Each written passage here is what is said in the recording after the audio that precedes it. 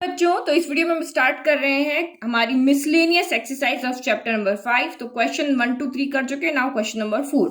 तो question number 4 को अगर आप यहाँ पे देखोगे तो if x minus iota Y equal to under root of a minus iota B C minus iota D, आपको प्रूव करना है कि x square plus Y square का जो होल स्क्वायर है वो A square plus B square upon C square plus D square के equal है। तो जब भी इस तरह के प्रूव दैट वाले क्वेश्चन आते हैं तो हमेशा हमें जो प्रूव करना होता है उसके अकॉर्डिंग हम चलते हैं कि हम ये वाली टर्म यहाँ पर कैसे लिख के आ सकते हैं। तो पहले हम यहाँ पे देखते हैं लेफ्ट वाली टर्म को। हम x माइनस आयोटा वाई को x square plus Y square कैसे बना सकते हैं। ठीक है, तो ये 1 बाय 1 स्टेप आप देखोगे तब आपको इजीली क्वेश्चन रटना नहीं पड़ेगा, दिमाग से आप इजीली सॉल्व कर लोगे। तो हमारे पास दो तरीके होते हैं ए स्क्वायर, किसी भी टर्म को उसका स्क्वायर बनाने के लिए। एक तरीका तो ये होता है कि आपके पास x माइनस आयोटा वाई है, आप यहाँ x प्लस आयोटा वाई से मल्टीप्लाई कर दो। तो हमें पता है हमारा a plus b into a minus b क्या होता है, a square minus b square हो जाता है। तो हम ऐसे भी यहाँ पर के लेके आ सकते हैं। तो x माइनस आयोटा वाई को जब हम x प्लस आयोटा वाई से मल्टीप्लाई करेंगे तो अब जब भी कोई कॉम्प्लेक्स नंबर, यानी कि ये नंबर है और इसका कॉन्जुगेट ये कह दो, या ये नंबर इसका कॉन्जुगेट ये कह दो, क्योंकि साइन चेंज है ना, तो हमेशा x square plus Y square होगा। ये माइनस की जगह इस वाले में ये फॉर्मूला आप यहाँ पे याद रख लो। जब भी आपका किसी भी कॉम्प्लेक्स नंबर को उसके कॉन्जुगेट से अगर आप यहाँ पे मल्टीप्लाई करते हो तो x square plus Y square. Conjugate क्या होता है, किसी के ऊपर बार लगाना। एक्स माइनस आयोटा वाई के ऊपर बार लगाया तो ये क्या हो जाएगा, एक्स प्लस आयोटा वाई हो जाएगा। तो ये इसका कॉन्जुगेट ही हुआ ना, ये इसका हुआ ये इसका हुआ। तो एक तरीका तो हमारे पास ये हो गया। तो अब x प्लस आयोटा वाई हम लेकर कहां से आए, ये वाला टर्म हम कहां से लेके आए, x माइनस आयोटा वाई तो है हमारे पास। तो x प्लस आयोटा वाई आप कहां से लाओगे, तो ये देख लिया हमने अभी, किसी भी कॉम्प्लेक्स नंबर का अगर आप कॉन्जुगेट कर दो बोथ साइड में तो ये यहाँ पर, क्योंकि लेफ्ट में करोगे तो राइट में भी करना पड़ेगा, तो आपका यहाँ पे x प्लस आयोटा वाई आ जाएगा। और इस तरह से प्रोडक्ट करके और हम इसको यहाँ पे सॉल्व करने लेफ्ट लेकर के आ जाएंगे। तो देखो यहाँ पर तो कॉन्जुगेट इजीली हो जाएगा, बट हमें जो फॉर्मूलाज हमने यहाँ प्रॉपर्टीज पढ़ी थी कॉन्जुगेट की, उसमें रूट के अंदर कॉन्जुगेट जाता है, ये हमारी प्रॉपर्टी में नहीं था। ये हमने कॉन्जुगेट पढ़ा था। देखो प्लस के अंदर सेपरेट हो जाएगा, माइनस में सेपरेट हो जाएगा, मल्टीप्लाई में हो जाएगा, डिवाइड में हो जाएगा, लेकिन रूट के अंदर जाने की इसकी कोई प्रॉपर्टी नहीं है कि अंडर रूट ऑफ z1 के ऊपर कॉन्जुगेट करो तो वो आपका यहाँ पे अंडर रूट ऑफ z1 का बार इस तरह से चला जाए।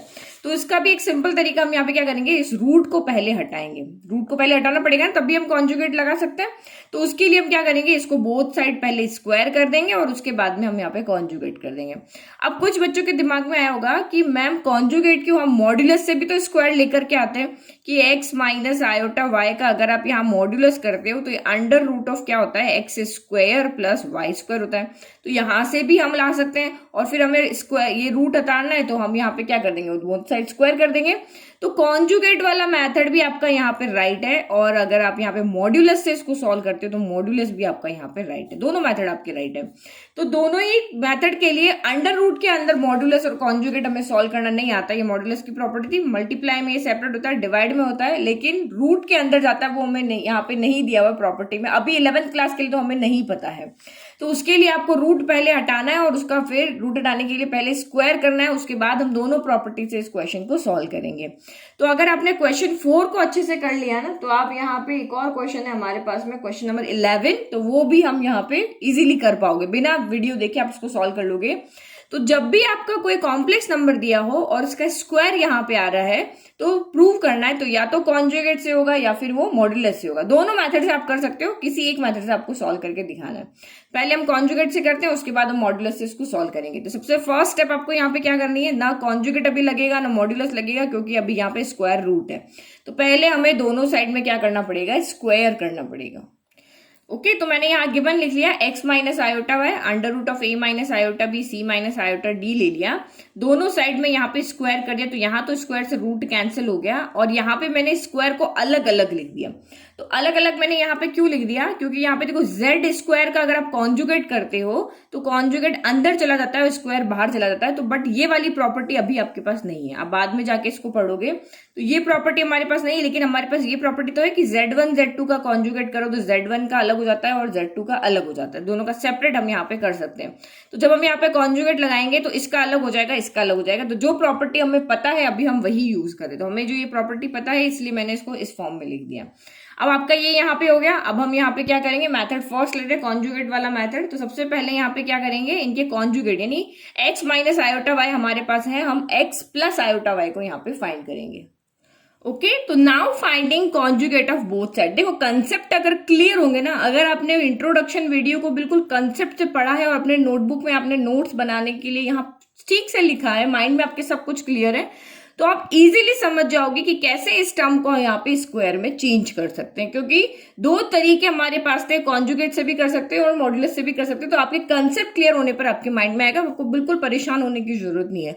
और अगर आप इसको प्रैक्टिस करोगे तो वैसे भी आप नहीं भूलोगे। कंसेप्ट क्लियर है ना। तो अब हमने कॉन्जुगेट फाइंड करना बोथ साइड का, तो मैंने इधर भी आपका यहाँ पे पूरा क्या लगा दिया, मैंने ऊपर बार लगा दिया और इधर भी बार लगा दिया। अब हमें यहाँ प्रॉपर्टी पता है कि प्रोडक्ट में अगर यहाँ पर है तो दोनों के साथ सेपरेट कर सकते हैं, और डिवाइड में अगर आपका बार है तो हम दोनों का बार इस तरह से सेपरेट कर सकते हैं। अब आप सीधा यहाँ पे लिख लो, हमें पता है किसी का भी अगर यहाँ पे बार लगाते हैं तो उसमें जो आयोटा वाली टर्म होती है उसका साइन यहाँ पे क्या हो जाता है, चेंज हो जाता है। तो वो भी मैं यहाँ पे लिख लेती हूँ, a प्लस आयोटा b का अगर यहाँ पे बार है तो ये क्या हो जाएगा, यहाँ पे a माइनस आयोटा b हो जाएगा। ये हमें पता है ना, किसी का भी कॉन्जुगेट क्या होता है, कॉन्जुगेट क्या करता है, किसी की भी आयोटा वाले साइन को चेंज करता है। तो ये आपका यहाँ पे हो जाएगा x प्लस आयोटा y, ये यहाँ पे हो जाएगा x प्लस आयोटा y हो जाएगा, और इक्वल टू ये क्या हो जाएगा आपका a प्लस आयोटा b हो जाएगा, और ये आपका c प्लस आयोटा d हो जाएगा। तो ये हमारी इक्वेशन हो गई सेकेंड। अब हमें क्या करना है, बस अब हमारे पास माइनस वाली टर्म भी आ गई है, प्लस वाली टर्म भी आ गई। अब लेफ्ट को लेफ्ट से, राइट को राइट से मल्टीप्लाई करना है। ठीक है, तो ये दोनों को हम मल्टीप्लाई कर रहे हैं, तो इसको मैं सीधा यहाँ पे क्या लिख लेती हूँ, x माइनस आयोटा वाई। यहाँ पे जो हमारा लेफ्ट है आप एज इट इज लिख सकते हो और होल स्क्वायर करके भी यहाँ पे लिख सकते हो। तो ये मैंने यहाँ पर लिखा x माइनस आयोटा वाई, और यहाँ पे भी लिखा x माइनस आयोटा वाई। आप होल स्क्वायर करके भी लिख सकते हो। यहाँ पे है आपका x प्लस आयोटा वाई, यहाँ पे है आपका x प्लस आयोटा वाई, और यहाँ पे क्या हो जाएगा आपका a माइनस वाला पहले लिखा ना, तो माइनस वाला a plus iota b c minus iota d into a plus iota b, और ये हो जाएगा c प्लस आयोटा d हो जाएगा। ये हमने लिख लिया, लेफ्ट को लेफ्ट से, राइट को राइट से मल्टीप्लाई कर दिया। अब आपको देखो बार बार एक चीज यहाँ पे सॉल्व करके बताने की जरूरत नहीं है, आप सीधे से यहाँ पे समझ जाओ, जो भी मैंने आपको थोड़ी देर पहले समझाया था, ये वाला यहाँ पे फॉर्मूला, कि जब हमारे पास ये वाला रियल नंबर में फॉर्मूला होता है a plus b a minus b, तो a square minus b square होता है, और कॉम्प्लेक्स नंबर में जब हमारे पास फॉर्मूला होता है a plus b a minus b, तो ये a square plus B square के इक्वल होता है। इसको आप एज अ फॉर्मूला याद रख लो, बार बार इसके लिए सॉल्व नहीं करेंगे, तीन तीन स्टेप आती है इसको सॉल्व करने के लिए। इसको जब सॉल्व करना है तो ये आएगा आपका ये वाला फॉर्मूला लगाएंगे, ए स्क्वायर माइनस बी स्क्वायर, तो ये एक्स स्क्वायर हो जाएगा, फिर माइनस आयोटा स्क्वायर आपका वाई स्क्वायर होगा, फिर हम कहेंगे आयोटा स्क्वायर जो होता है वो -1 होता है, तो यहाँ रखो, फिर यहाँ पे -1 करो, फिर वाई स्क्वायर करो, और माइनस माइनस यहाँ पे फिर प्लस करो। तो ये 1 2 3 स्टेप बढ़ जाती है। ये सीधा आप एज अ फॉर्मूला की तरह आप इसको यहाँ पे याद रख लो कि कॉम्प्लेक्स नंबर में जब आप प्लस साइन माइनस साइन को मल्टीप्लाई करते हो तो वो a square plus B square हो जाता है। तो यहाँ पर फिर हम ऐसे ही कर दें, इस वाली टर्म को यहाँ पे इसके साथ मल्टीप्लाई करें, a minus b a plus b हो गया, और इस वाली टर्म को हम इसके साथ मल्टीप्लाई करें तो a minus b a plus b होता है। a minus b a plus b आपका यहाँ पे क्या हो जाता है, तो आप सीधा लिख लो, यहाँ पे हो जाता है x square plus Y square, और यहाँ पे भी इसका जब इसके साथ करोगे तो ये भी क्या हो जाएगा, x square plus Y square हो जाएगा। समझ में आ गया सिंपली।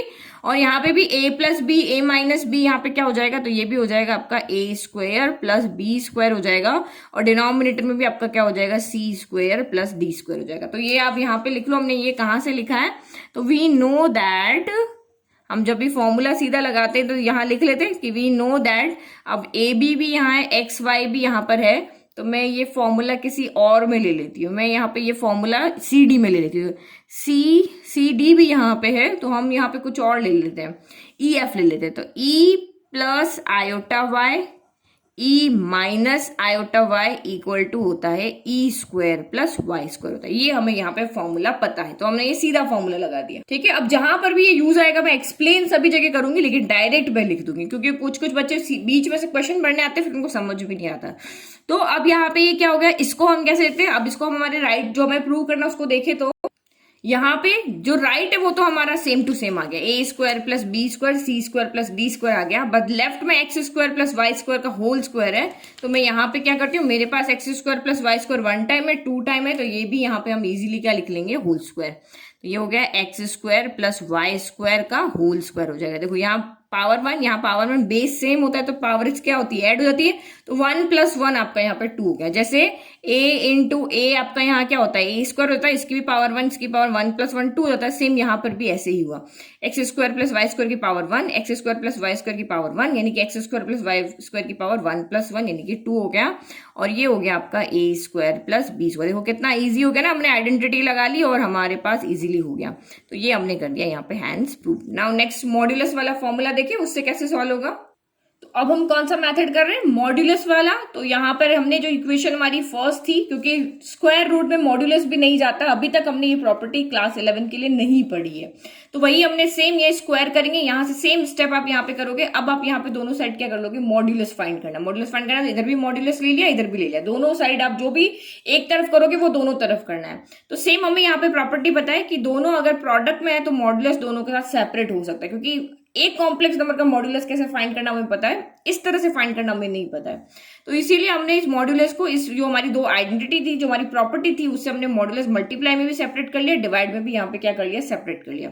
अब आपको यहाँ पे पता है मॉड्यूलस ऑफ क्या होता है, modulus of A plus iota B क्या होता है। चाहे modulus of A plus iota B लो या modulus of A minus iota B लो, ये आपका यहाँ पे क्या होता है, under root of A square plus B square ही होता है। क्यों, क्योंकि यहाँ प्लस का बी का होल स्क्वायर करोगे तो बी स्क्वायर आएगा, या माइनस के बी का होल स्क्वायर करोगे तब भी आपका यही फॉर्मूला यहाँ पे आएगा। तो ये इससे इसका ये माइनस है, तो माइनस का आप यहाँ पे करोगे तो क्या हो जाएगा, under root of A square plus B square, यानी ए कौन है यहाँ एक्स है और बी कौन है, बी होता है आपका इमेजिनरी नंबर, तो ये वाई है। तो ये हो गया आपका x square plus Y square into यहाँ पर भी आपका क्या हो जाएगा, एक्स माइनस आयोटा वाई का, तो ये भी हो जाएगा आपका x square plus Y square हो जाएगा। यहाँ पे आपका क्या हो जाएगा, तो a square plus B square हो जाएगा, और यहाँ हो जाएगा आपका c square plus D square, और यहाँ पे स्क्वायर रूट तो आएगा ही ना साथ में, तो यही फॉर्मूला है। अब आप यहाँ पे देखो, ये तो हमने सॉल्व कर लिया, लेकिन लेफ्ट में हमारे पास स्क्वायर है और यहाँ पर रूट नहीं है। लेफ्ट में तो होल स्क्वायर है और राइट में रूट नहीं है, तो रूट हटाने के लिए हम यहाँ पे क्या करते हैं, दोनों साइड का स्क्वायर कर देते हैं। तो दोनों साइड का स्क्वायर कर दो यहाँ पे। आप चाहो तो इसको पहले सॉल्व भी कर सकते हो, नहीं तो सीधा स्क्वायर रूट भी कर सकते हो। तो देखो इसको पहले सॉल्व कर लेते हैं। तो ये यहाँ पे कहने का मतलब क्या हो रहा है, यहाँ पे आपका ये बता रहा है कि x square plus Y square का रूट है, यानी कि x square plus Y square की पावर कितनी है, 1/2। फिर यहाँ पर भी कितनी है, x square plus Y square की पावर कितनी है, 1/2। बेस सेम होता है तो पावर क्या होती है, ऐड हो जाती है। तो x square plus Y square, तो ये हो गया हाफ प्लस हाफ हो गया, तो हाफ प्लस हाफ हो गया, यानी कि x square plus Y square की पावर कितनी होगी, 1 हो गई। जैसे root a into root a क्या होता है, ए होता है ना, आपने कितनी बार किया है, √3 इंटू √3 क्या होता है, 3 होता है। या आपने किया है √3 का स्क्वायर, वो भी आपका क्या होता है, 3 होता है। तो यही तो चीज है यहाँ पे, रूट अभी अंदर चाहे 10 टर्म डाल दो, कितनी भी टर्म डाल दो, लेकिन रूट तो एक के ऊपर ही है ना, तो उन दोनों का सेम नंबर का प्रोडक्ट आपका जैसे हमने ये सॉल्व किया था बस वैसे ही होगा। तो हम सीधा यहाँ पे लिख लें, इसका मतलब यहाँ पे क्या हो गया, ये हो गया है x square plus Y square, और इक्वल में तो आपका वही रहा है root of A square plus B square, और ये root of c square plus D square. अब हमें रूट हटाना है यहाँ पे और यहाँ स्क्वायर लेकर आना है, तो क्या करेंगे, squaring both side, squaring both side का स्क्वायर करो, तो यहाँ पे तो होल स्क्वायर आ जाएगा, x square plus Y square का होल स्क्वायर हो जाएगा। और यहाँ पे क्या हो जाएगा, तो आप यहाँ पे रूट को चाहे तो कॉमन ले लो या चाहे सेपरेट सेपरेट स्क्वायर कर दो, तो ये स्क्वायर प्लस बी स्क्वायर, और यहाँ पे under root of c square plus D square का ये हो गया स्क्वायर। तो लेफ्ट तो हमारा आ चुका है, यही हमारा लेफ्ट था, तो लेफ्ट हमारा आ गया, कोई टेंशन लेने की बात नहीं, सिंपली हमने यहाँ पे सॉल्व कर लिया। फंडा क्लियर तो कोई कंसेप्ट क्लियर तो कुछ भी यहाँ पे टेंशन की बात ही नहीं, हम इजीली इसको सॉल्व कर लेंगे। ये हो गया होल स्क्वायर। अब यहाँ पे हम कॉमन रूट ले लेते हैं, इस तरह से हम रूट कॉमन ले सकते हैं, तो ये हो गया A square plus B square C square plus D square हो गया, और इसका ये स्क्वायर, तो स्क्वायर से रूट आपका कैंसिल हो जाए, क्योंकि रूट का मतलब 1/2 होता है। तो इसका मतलब ये क्या हो गया आपका, x square plus Y square का होल स्क्वायर, रूट से आपका ये कैंसिल हो गया, तो a square plus B square आ गया, और यहाँ पे c square plus D square आ गया, और ये हमारा यहाँ पे हो गया फाइनल आंसर जो हमें प्रूव करना था। तो हैंड्स प्रूव समझ में आ गया। तो देखो दोनों टर्म यहाँ पे सेम हो रही है, तो जैसे ही आपका क्वेश्चन नंबर 11 आएगा उसको भी आप ऐसे ही दोनों मेथड से सॉल्व कर सकते हो। कॉन्जुगेट से भी, जब भी हमें किसी कॉम्प्लेक्स नंबर का स्क्वायर फॉर्म में हमें आंसर चाहिए तो हम कॉन्जुगेट से भी कर सकते हैं और उसको मॉडुलस से भी कर सकते हैं। दोनों मेथड से आप इसको सॉल्व कर सकते हो, दोनों मेथड आपके यहाँ पे राइट है।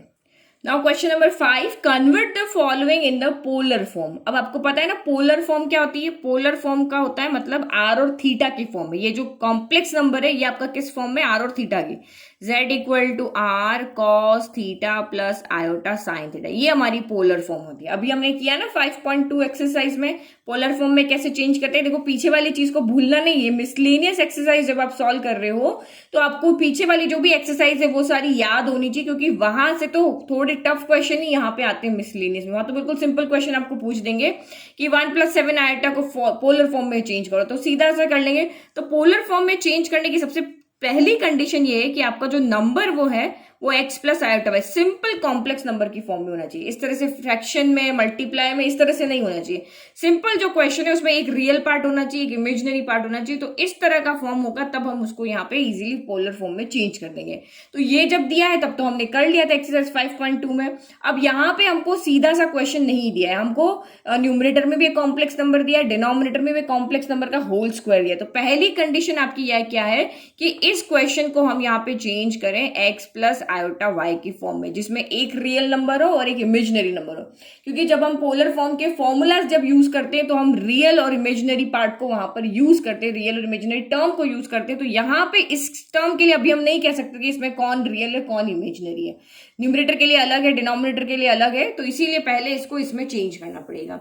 और पोलर फॉर्म के लिए क्या करते हैं, ये हमारी पोलर फॉर्म होती है, इसमें आर की वैल्यू पुट करो और थीटा की वैल्यू पुट करो। ये दोनों वैल्यू पुट करते ही ये चीज जो हमारी कॉम्प्लेक्स नंबर है वो पोलर फॉर्म में चेंज हो जाता है। तो आर और थीटा कैसे फाइंड करते हैं याद नहीं है तो पीछे जा करके देखो वापस, आप चैप्टर पढ़ के आए हो तो आपको याद होगा। आर तो हमारा मॉड्यूलस होता है और थीटा फाइंड करने के हमारे पास 3 स्टेप्स होते हैं, तो उन 3 स्टेप्स से हम यहाँ पे थीटा फाइंड करते हैं। और नहीं अगर याद आ रहा है, थोड़ा थोड़ा याद है, तो हम जैसे जैसे क्वेश्चन सॉल्व करेंगे आप समझ जाओगे। तो पहले हमें इसको यहाँ पे क्या करना है, सॉल्व करना है। तो 1 बाय 1 यहाँ पे देखो, तो न्यूमरेटर तो आपका एज इट इज रहेगा 1+7 आयोटा, इसमें तो कुछ चेंज करने का नहीं है ना सॉल्व करने का। डिनोमिनेटर में आपका यहाँ पे क्या लग रहा है, a माइनस बी का होल स्क्वायर का फॉर्मूला लग रहा है। तो a माइनस बी का होल स्क्वायर क्या हो जाएगा आपका, a square plus B square minus of 2ab हो जाएगा। तो इसको हम यहाँ पे पुट कर ले, तो ये आपका यहाँ पे हो जाएगा 2 स्क्वायर हो गया 4 plus iota square b square iota square हो गया माइनस 2ab, तो 2 2 जा 4 और आयोटा, तो ये हो गया 4 आयोटा हो गया। फिर नेक्स्ट आपका यहाँ पे हो जाएगा 1+7 आयोटा एज इट इज है, फिर ये 4 हो गया। और हमें पता है आयोटा स्क्वायर क्या होता है, तो आयोटा स्क्वायर होता है हमारा -1, तो इसकी जगह पे हम यहाँ पे क्या रख देंगे, माइनस का 1 रख देंगे। तो ये प्लस माइनस माइनस हो जाएगा, तो मैंने एक स्टेप कम करके सीधा लिख दिया, और ये माइनस का 4 आयोटा हो गया। फिर यहाँ पे क्या हो जाएगा, ये 1+7 आयोटा एज इट इज है, 4 में से 1 गया, हमेशा ऐसे ही सॉल्व होगा, 4 में से 1 गया तो आपका 3 माइनस 4 आयोटा यहाँ पे बच गया। ठीक है, तो ये तो अभी भी हमारा x प्लस आयोटा y की फॉर्म में आया ही नहीं, हमने सॉल्व कर लिया फिर भी ये नहीं आया। तो हमारे पास क्यों नहीं आया, क्योंकि हमारे पास डिनोमिनेटर इसमें आ रहा है। तो हमें डिनोमिनेटर में आई कभी भी नहीं चाहिए, क्योंकि कुछ चीजें होती है ना, जैसे हमें ये काम तो कभी नहीं करना है। तो इस कॉम्प्लेक्स नंबर की फॉर्म में ये है कि ये आयोटा वाली टर्म डिनोमिनेटर में कभी नहीं रखनी। जैसे 10th क्लास तक हम कहते थे ना कि रूट डिनोमिनेटर में नहीं रखना है, तो सेम यहाँ पे है कि आयोटा वाली टर्म डिनोमिनेटर में दिखनी ही नहीं चाहिए। जहां पे भी दिखी उसको क्या करो, रैशनलाइज कर लो। तो रैशनलाइज कैसे करते हैं, जो नीचे जो भी टर्म है उसके साइन चेंज करके ऊपर नीचे मल्टीप्लाई करते हैं। हम रैशनलाइज में भी यही करते थे, कोई नया यहाँ पे कोई नया कुछ नहीं लेकर आ रहे, जो हमें पता था बस वही नंबर के टर्म के अंदर जो चीजें हमें पता थी वो बस कॉम्प्लेक्स नंबर में हम यहाँ पे लगा रहे हैं। तो ये हमारा यहाँ पे हो गया, तो सिर्फ हमने इसको रैशनलाइज किया क्योंकि डिनोमिनेटर से हमें यहाँ पे ये टर्म हटानी है। तो अब यहाँ पे क्या हो जाएगा, न्यूमरेटर में बन जाएगा 1+7 आयोटा 3+1, न्यूमरेटर से मल्टीप्लाई हो गया, डिनोमिनेटर आपका डिनोमिनेटर से मल्टीप्लाई हो गया। अब देखो यहाँ पे फिर से मैं वही फॉर्मूला बन रहा है, a plus b a minus b, तो रियल नंबर में होता है a square minus b square, लेकिन कॉम्प्लेक्स नंबर के फॉर्म में होता है a square plus B square. तो बार बार सेम चीज नहीं लिखेंगे, सीधा हम इसको यहाँ पे सॉल्व कर लेंगे। तो ये मैं एक बार यहाँ पे फॉर्मूला लिख लेती हूँ, यहाँ पे a plus iota b a minus iota b, क्योंकि अभी आपको याद नहीं है ना, तो a square plus B square होता है। ये मेरा सीधा सा फॉर्मूला है जिसको हम यहाँ पे क्या कर लेंगे, यूज कर लेंगे। तो ये और न्यूमरेटर तो आपका सीधा सीधा मल्टीप्लाई हो जाएगा। पहले 1 को मल्टीप्लाई करेंगे 3 + 4 आयोटा से, फिर प्लस के 7 आयोटा को मल्टीप्लाई करेंगे 3 + 4 आयोटा से, और डिनोमिनेटर तो मेरा सीधा हो रहा है a² + b²। तो a² कितना है आपका यहाँ पे, a कौन है 3 है, b कौन है तो 4 है। रियल a मतलब है रियल नंबर, b मतलब है इमेजिनरी नंबर। तो इमेजिनरी नंबर यहाँ पे कौन है 4 है ना, तो ये हो जाएगा आपका 3² प्लस यहाँ पे हो जाएगा 4²। ठीक है, बार बार हमारी स्टेप को कम करेंगे। हम 11th क्लास में आ गए, बार बार एक चीज नहीं करेंगे कि इसको 3 स्टेप में सॉल्व करेंगे। फिर 1 को अंदर ले, 1 को किसी से मल्टीप्लाई करो वही टर्म आती है, तो ये 3 + 4 आयोटा ही आएगी। फिर यहाँ पे करो 7 3 जा, तो ये हो गया आपका 21 आयोटा हो गया, और 7 4 जा 7 चौक 28, तो ये 28 iota into iota, iota square हो गया। और डिवाइड बाय 3² कितना हो गया 9 हो गया, 4² कितना हो गया 16 हो गया। तो अब सॉल्व करो, ये फिर से आपका यहाँ पे आयोटा स्क्वायर यहाँ पे क्या हो जाएगा, आयोटा स्क्वायर यहाँ पे हो जाएगा -1, तो प्लस का 28 ये क्या हो जाएगा माइनस का 28 हो जाएगा। तो ये हो गया 3 + 4, ये आयोटा आयोटा वाली टर्म ऐड हो जाएगी, 21 + 4 हो गया 25 आयोटा, और ये हो जाएगा आपका माइनस का 28, और ये 9 + 16 हो गया आपका 25। तो अब इसको सॉल्व करो, नंबर से सॉल्व हो जाएगा। तो प्लस माइनस 28 में से 3 गया तो 25 बचा, लेकिन साइन आएगा नेगेटिव क्योंकि 28 बड़ा है, और ये हो गया 25 आयोटा। अब डिवाइड में 25, तो अब ये हमारा कॉम्प्लेक्स नंबर बन गया है। अब इसमें 25 को इसके साथ अलग अलग लिख लें, तो हम इसमें से रियल नंबर भी बता सकते हैं और इमेजिनरी नंबर भी बता सकते हैं। तो इसको कॉम्प्लेक्स नंबर की फॉर्म में लिख लें, 25/25 प्लस 25/25 आयोटा। तो 25 की टेबल में 25 है 1 टाइम, 25 की टेबल में 25 है 1 टाइम, तो यहां से क्या बचा -1 प्लस आयोटा बच गया। तो अब ये हमारा कौन सी फॉर्म में है, ये अब हमारा है कॉम्प्लेक्स नंबर की फॉर्म में। अब हम सीधे से इसका क्या कर सकते हैं, हम इसको पोलर फॉर्म में लिख सकते हैं। हम आर भी फाइंड कर सकते हैं और थीटा भी फाइंड कर सकते हैं यहाँ पर। ओके, तो हमने z = -1 प्लस आयोटा लिख लिया। अब यहां से हम क्या कर रहे हैं, ये तो हमारा इसको सॉल्व करने का तरीका था, ये वाले स्टेप हमने पहले नहीं किए थे। हमने सीधा ये क्वेश्चन दिया था और मैं कहा था कि पोलर और आर्ग्यूमेंट आप यहाँ पे फाइंड करो या इसको आप पोलर फॉर्म में लिखो। तो हमने इसको चेंज कर दिया, अब सीधा लिखते हैं। तो पोलर फॉर्म में चेंज करने के लिए सबसे पहले हम यहाँ पे क्या फाइंड करेंगे, आर। तो आर फाइंड यानी कि मॉड्यूलस फाइंड करें। आर को हम यहाँ पे क्या कहते हैं, मॉड्यूलस कहते हैं। तो मॉड्यूलस का मतलब यहाँ पे क्या होता है, आर होता है, और आर को हम यहाँ पे मॉड्यूलस z, और मॉड्यूलस z का क्या फॉर्मूला होता है, x² + y²। तो अगर मैं इसको x + आयोटा y से कंपेयर करती हूँ तो x इक्वल टू मेरा कितना आएगा -1 आएगा, और y कितना आएगा, आयोटा के मल्टीप्लाई में कुछ नहीं है, तो y इक्वल टू मेरा यहाँ पे आएगा 1। तो ये आ गया समझ में, तो वैल्यू पुट कर लो, r इक्वल टू, तो ये हो जाएगा आपका r इक्वल टू, ओके, तो पेन को भी गर्मी लग रही है, इंक नीचे नहीं आ रही है। तो ये हो गया r इक्वल टू क्या हो जाएगा, √(x² + y²), तो -1 का स्क्वायर प्लस 1 का स्क्वायर। तो -1 का स्क्वायर क्या होता है, 1 ही होता है। नेगेटिव की पावर इवन है तो वो प्लस बना देगी, तो 1 + 1 यानी कि r इक्वल टू यहाँ से हो गया आपका √2। तो यहां से हमने फाइंड कर लिया है हमारा r यहाँ से आ गया है हमारा √2 आ गया। नाउ नेक्स्ट अब क्या फाइंड करना होता है, थीटा को हम यहाँ पे क्या कहते हैं, आर्ग्यूमेंट। थीटा को हम क्या कहते हैं, आर्गुमेंट। अगर आपको कहे कि मॉड्यूलस और आर्गुमेंट फाइंड करो तो ऐसे ही फाइंड, मॉड्यूलस मतलब r और आर्गुमेंट मतलब थीटा। तो थीटा फाइंड करने की फर्स्ट स्टेप क्या होती है, पहले आपको देखना पड़ता है कि जो आपका कॉम्प्लेक्स नंबर है वो कौन से क्वाड्रेंट में है। तो हम किससे देखते हैं, x और y से। तो आप यहाँ पे देखते हो ये x नेगेटिव है y पॉजिटिव है, तो कौन सा क्वाड्रेंट है जिसमें x नेगेटिव y पॉजिटिव होता है, यहाँ पर दोनों पॉजिटिव होते हैं, यहाँ पर इस वाले में, क्योंकि ये इस एक्सिस पे वैल्यू प्लस होती है, इस एक्सिस पे वैल्यू भी प्लस होती है, तो प्लस प्लस के बीच में प्लस ही आएगा।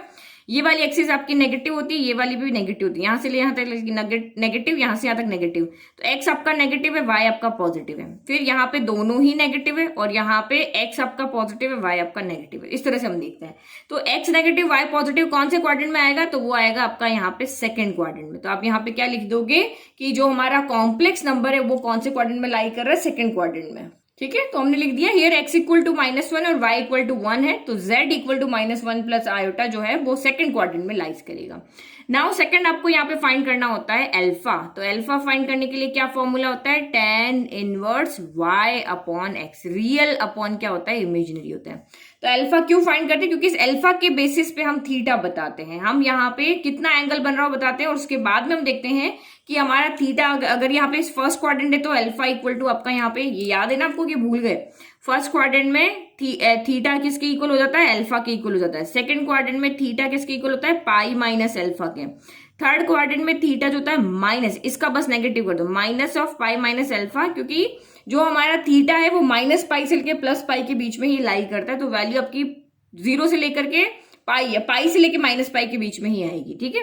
और यहाँ पे थीटा आपका कितना हो जाएगा, तो वो हो जाएगा आपका माइनस का अल्फा, ठीक है। मैंने आपको जब इंट्रोडक्शन पढ़ाया था तो बताया था कि थीटा आपका माइनस पाई से लेकर के प्लस पाई के बीच तक में ही लाई करता है।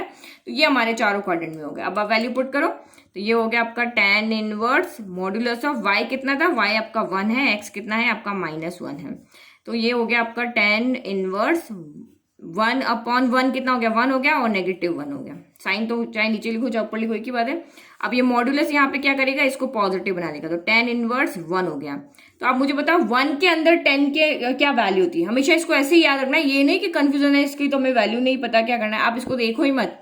आप ये देखो इस 10 के अंदर 1 कहाँ पे होता है, 1 कौन सी वैल्यू पे होता है, कौन से एंगल पे होता है, तो 1 होता है tan 45, तो हम लिखेंगे 45 डिग्री। लेकिन हमें यहाँ आंसर डिग्री में नहीं देना होता है, हमें रेडियन में देना होता है, तो 45 को हम लिखते हैं π/4। नहीं आता है तो 45 को रेडियन में कैसे चेंज करें, आपने पढ़ा है ना चैप्टर नंबर 3 में, π/180। तो ये आप इसको जब कैंसिल करोगे तो 45 की टेबल में आता है 4 टाइम, तो यानी कि यहां से हमारा अल्फा कितना आ गया है, π/4 आ गया। अब अल्फा आपका पता है π/4 है, तो हमें पता है कि जो हमारा कॉम्प्लेक्स नंबर है वो सेकंड क्वाड्रेंट में है, तो सेकंड क्वाड्रेंट में थीटा कितना हो जाता है, थीटा पाई माइनस अल्फा हो जाता है। तो यहाँ पे क्या लिखोगे, तो since z lies in second quadrant, जो हमारा कॉम्प्लेक्स नंबर है वो सेकंड क्वाड्रेंट में लाई कर रहा है, तो थीटा पाई माइनस अल्फा हो जाएगा। तो वैल्यू पुट करो, theta equal to pi minus alpha कितना हो गया आपका यहाँ पे π/4 हो गया। तो एलसीएम ले लो, तो 4 और 1 का एलसीएम क्या हो गया आपका 4 हो गया। 1 की टेबल में 4 आया 4 टाइम, तो ऊपर 4 चला जाएगा।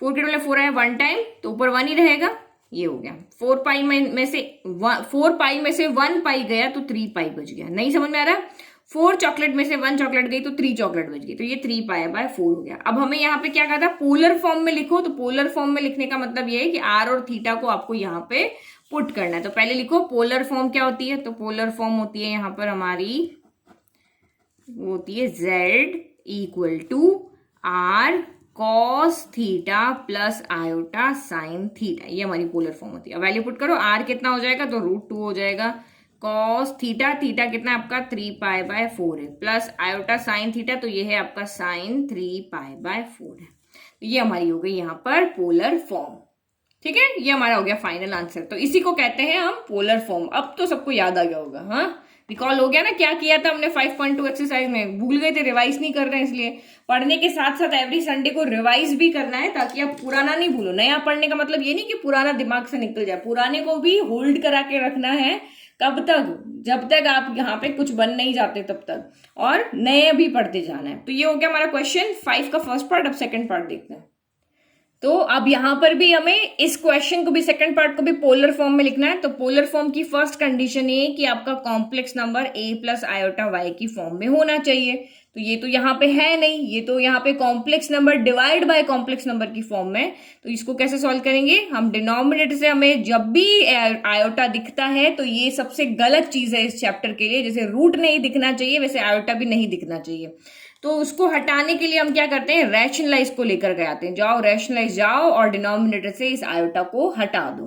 तो रैशनलाइज यहाँ पे क्या करेगा, रैशनलाइज आया, उसने कहा अच्छा तुम 1 - 2 आयोटा है, कोई बात नहीं, मैं 1 + 2 आयोटा से ऊपर नीचे मल्टीप्लाई कर दूंगा। मैं 1 + 2 आयोटा से मल्टीप्लाई कर दूंगा तो a + b, a - b के फॉर्मूला से आयोटा यहाँ पर हट जाएगा। तो ये यहाँ पे हो गया न्यूमरेटर। अब इसको सॉल्व करो, तो ये एक बार हम लिख लें 1 + 3 आयोटा 1 + 2 आयोटा, एक बार साथ में लिख लें, न्यूमरेटर को न्यूमरेटर के साथ में और डिनोमिनेटर को डिनोमिनेटर के साथ में, ताकि आपको समझ में आए क्या प्रोडक्ट कर रहे हैं। तो न्यूमरेटर में क्या हो जाएगा, 1 मल्टीप्लाई हो जाएगा 1 + 2 आयोटा से, फिर प्लस का 3 आयोटा, ये 1 मल्टीप्लाई होगा इस ब्रैकेट से, फिर प्लस का 3 आयोटा मल्टीप्लाई होगा इस ब्रैकेट से, तो ये हो गया 1 + 2 आयोटा। फिर डिनोमिनेटर में क्या हो जाएगा, ये a + b, a - b है, तो ये सेम आपको फॉर्मूला भी यहाँ पे याद रखना है। a प्लस आयोटा b को जब हम उसके कॉन्जुगेट से मल्टीप्लाई करते हैं तो हमारा यहाँ पे a² प्लस बी स्क्वायर आता है। उस फॉर्मूले में ए स्क्वायर माइनस बी स्क्वायर आता है और कॉम्प्लेक्स नंबर की फॉर्म में ए स्क्वायर प्लस बी स्क्वायर। ये फॉर्मूले के जैसे आप इसको याद करो। तो ये यहाँ पे क्या हो जाएगा, 1 का स्क्वायर प्लस ए कौन होगा, ए यहाँ पे हो जाएगा 1 और बी कौन होगा, तो आयोटा नहीं लेंगे साथ में, आयोटा कहीं नहीं, ये इमेजिनरी नंबर और ये रियल नंबर और इमेजिनरी नंबर, तो बी इक्वल टू क्या है 2 है, तो ये हो गया आपका 2 स्क्वायर। अब इसको सॉल्व करो तो 1 से किसी भी को भी मल्टीप्लाई करे वही टर्म आती है, तो यही हो गई। फिर 3 आयोटा को 1 से मल्टीप्लाई किया, 3 आयोटा ही रह गया। फिर 3 आयोटा को 2 आयोटा से, तो नंबर से होगा, आयोटा आयोटा से, 3 2 हो गया आपका 6 और ये हो गया आयोटा स्क्वायर।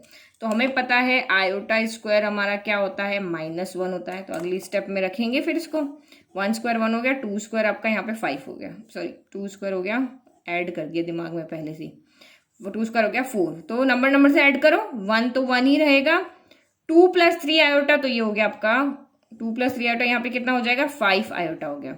और ये माइनस का 1 है तो माइनस प्लस माइनस 6 × 1, ये हो गया 6 डिवाइडेड बाय 5 हो गया।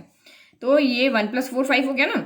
अब ये वाले सॉल्व करो, प्लस माइनस माइनस, 6 में से 1 गया तो 5 बचा, साइन आएगा नेगेटिव, तो -5 + 5 आयोटा हो गया डिवाइड में 5। तो अभी भी हमारा कॉम्प्लेक्स नंबर की फॉर्म में नहीं है, हमें अभी यहाँ से हम नहीं बता सकते कौन रियल है कौन इमेजिनरी है।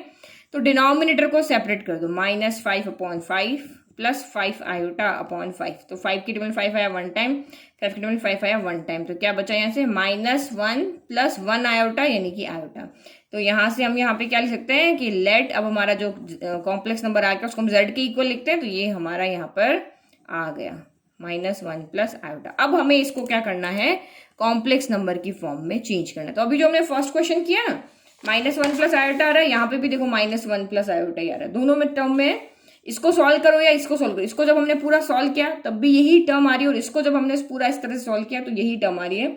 तो सेकंड का आप यहाँ से कॉपी कर लेना, पूरा का पूरा सेम आंसर यहाँ पर आपका आने वाला है, सेम यहाँ से लेकर के ले फाइनल आंसर है वो पूरा दोनों का सेम है। तो जो आप पोलर फॉर्म में लिखोगे वो सेम है, सोल्यूशन इनका अलग अलग है।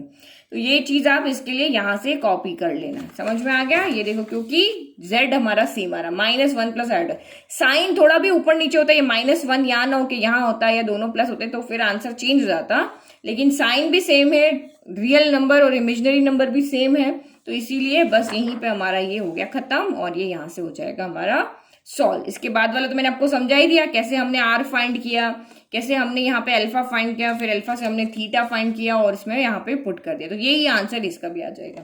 तो यहाँ पर हमने 5th क्वेश्चन सॉल्व कर लिया, 4th क्वेश्चन सॉल्व कर लिया। दोनों क्वेश्चन आपके यहाँ पे क्या है, इंपॉर्टेंट है, 5th भी इंपॉर्टेंट है, 4th भी यहाँ पर इंपॉर्टेंट है। तो अच्छे से प्रैक्टिस करो, पुराना मत भूलो, पुराने को भी साथ साथ दिमाग में रखते जाओ। बाकी बहुत अच्छे से आप पढ़ाई कर रहे हो, ठीक है, चलो बाय, थैंक यू।